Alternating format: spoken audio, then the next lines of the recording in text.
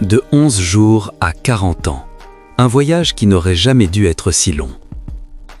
La Bible révèle l'un des paradoxes les plus intrigants de l'histoire spirituelle de l'humanité. Un peuple réduit en esclavage pendant 430 ans en Égypte est miraculeusement libéré par la puissance de Dieu.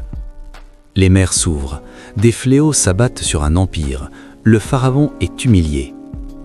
Et alors une question résonne à travers les siècles. Comment un voyage de seulement 11 jours a-t-il pu se transformer en 40 années d'errance dans le désert? Ce n'est pas qu'une simple histoire ancienne, c'est un miroir spirituel. Car souvent, Dieu nous fait sortir d'Égypte rapidement, mais prend le temps de nous libérer de son emprise. Aujourd'hui, nous allons explorer ce voyage, non pas comme un simple récit historique, mais comme un message vivant, actuel et profondément transformateur. L'Égypte, un lieu d'esclavage, mais aussi de réconfort. Dans la Bible, l'Égypte représente bien plus qu'un simple lieu physique. Cela symbolise l'oppression, la dépendance, le contrôle, mais aussi une zone de confort. Même réduits en esclavage, les Israélites bénéficiaient de une nourriture régulière, une routine bien établie, une vie sans grandes questions spirituelles. Dans le désert, ils allaient connaître la liberté, mais la liberté implique des responsabilités. C'est pourquoi plus tard il dirait « En Égypte, nous étions assis près des marmites de viande ». Ceci révèle quelque chose de troublant. L'esclavage peut devenir confortable lorsque l'esprit s'y habitue. La libération fut rapide, la transformation plus lente. L'exode d'Égypte fut miraculeux, mais le processus de transformation fut lent. Dieu libéra le peuple en une nuit, mais il lui fallait former une nation en chemin. La Bible indique clairement que Dieu ne leur a pas fait prendre le chemin le plus court, bien que possible, car, de peur qu'à la vue de la guerre, le peuple ne se repente et ne retourne en Égypte. Le problème n'était pas la distance, c'était la mentalité. 11 jours selon Dieu, 40 ans selon les hommes. Dans le Deutéronome, Dieu affirme clairement que le voyage vers Canaan pouvait se faire en 11 jours. Alors qu'est-ce qui a causé ce retard? Des murmures incessants, la peur de l'inconnu, le manque de foi, la rébellion spirituelle, le désir de rebrousser chemin. Chaque période d'incrédulité engendrait un nouveau détour dans le désert.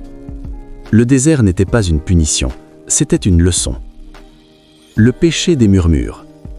Les murmures étaient le poison qui retardait l'accomplissement de la promesse. Ils se plaignaient de la nourriture, de l'eau, du chemin, des chefs, de Dieu lui-même. Murmure ne se limite pas à des plaintes, c'est un manque de confiance. Chaque fois qu'il se murmurait, il disait implicitement « Dieu ne sait pas ce qu'il fait ». Et chaque fois que cela se produisait, la progression était interrompue. La crise des espions, le point de rupture. 12 espions pénètrent en Canaan. 10 reviennent accablés de peur. 2, Josué et Caleb, reviennent pleins de foi. Les 10 autres disent « Nous sommes comme des sauterelles ». Josué et Caleb répondent « Si l'Éternel nous est favorable, il nous donnera le pays ». Le peuple a choisi de croire la voix de la peur et non la promesse de Dieu. Conséquence, toute une génération a perdu le droit d'entrer en terre promise. Voici une dure vérité. Ce n'est pas le désert qui a tué cette génération, c'est l'incrédulité. Le désert comme processus de guérison. Dieu ne voulait pas seulement conduire Israël en Canaan, il voulait libérer Israël d'Égypte. Dans le désert, Dieu a enseigné la dépendance quotidienne, manna, a brisé l'orgueil, a établi des lois, a forgé le caractère, a révélé sa présence. Le désert révèle qui nous sommes quand il n'y a pas d'applaudissements, il n'y a pas de sécurité, il n'y a pas de raccourci. Canaan n'était pas le paradis, c'était la responsabilité. Canaan représentait la maturité spirituelle. Entrer en Canaan exigeait la guerre, l'obéissance, la discipline, l'alliance. Dieu ne tient pas ses promesses à ceux qui vivent encore comme des esclaves à l'intérieur. C'est pourquoi seuls ceux qui sont entrés, ceux qui ont confiance, ceux qui ont persévéré, ceux qui ont mûri sont entrés. Application pour notre époque. Combien de personnes aujourd'hui ont été libérées d'Égypte mais restent prisonnières du désert?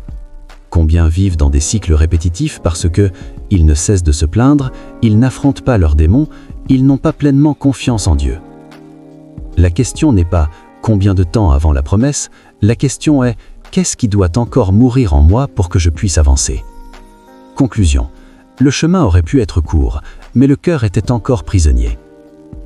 Dieu n'a pas retardé Israël, Israël s'est retardé lui-même. Et peut-être qu'aujourd'hui, Dieu vous dit « La promesse est proche, le désert persiste seulement parce que je continue d'œuvrer en vous. » Puissons-nous tirer des leçons de cette histoire et choisir la foi, l'obéissance et la confiance, car 11 jours ne devraient jamais se transformer en 40 ans.